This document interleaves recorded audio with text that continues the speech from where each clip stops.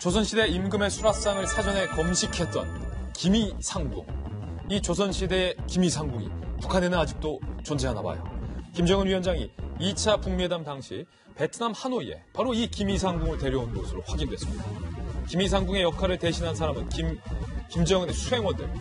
김정은의 식사 전 조선시대 왕을 모실 때처럼 일일이 음식을 먼저 먹어서 독이 있는지, 간은 맞는지, 나트륨량이 많지는 않은지 판단을 하고 확인을 했다는 거예요.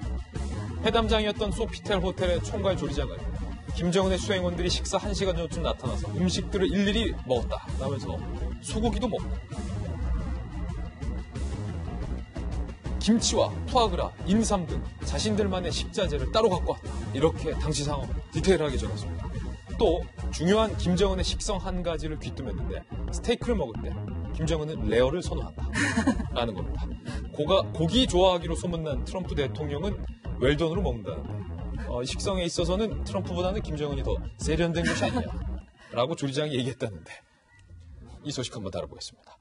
자, 기미상궁을 데려왔다라는 건 이게 사실 저희들이 심각하게 해석을 하자면 황 소장님, 네. 김정은이 상시 암살의 위협 속에서 편하게 발 뻗고 잠을 못 잔다라는 반증 아닌가요? 그렇죠. 본인도 사실은 그러한 일을 했었기 때문에 더 김정남을 암살했죠. 그렇죠. 독살을. 예, 그랬기 때문에 더 많이 지금 불안할 겁니다. 그리고 지금 뭐 FBI 얘기 나오고 여러 가지 이야기하는 거 보면서 본인의 목숨에 대한 고민을 많이 할 것 같고 그래서 좀 이해가 되는 상황이지 않을까 싶어요. 제가 미국 대선 현장을 가니까요. 예. 대선 후보 1위가 되면요. 대통령만큼의 경호를 해요. 그래서 들어가는 사람에 대해서 진짜 일일이 다 살피고 그러다 보니 뭐 음식이라던가 집 앞에 경호라든가 모든 것이 대통령만큼의 그 경호를 하더라고요.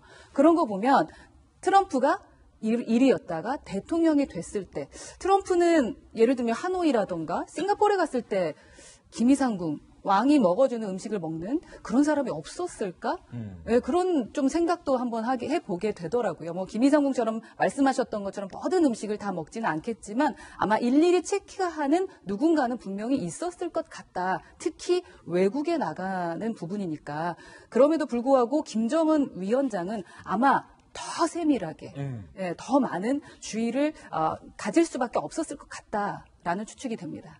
더군다나 그 역할을 한 명에게 맡기지 않았다라는 걸 볼 수가 있습니다. 여러 명이었다. 네, 상궁도. 네. 왜냐하면은 그것도 못 믿었다. 네, 한 명일 경우에는 예를 들어서 특정 독에 뭐 계속 훈련을 받는다라든지 우리 옛날 역사책 보면 나오지 않습니까? 그러니까 그 한 명의 특수 반응에 대해서 못 믿으니까 여러 명에게 맡길 정도로 날마다 그렇게 하고 있다는 거죠. 그러면은 그런 위험 상황이라면 식사라도 좀 검소하고 단촐하게 해야 될 텐데 그러지 않아요. 지금 공개된 메뉴에 상당히 또 한번 놀라는데 네. 뭐 거위 간이라든지 인삼 전가라든지 소고기도 뭐 일본산으로 듣고 캐비어라든지 이런 걸 얘기를 하고 있거든요.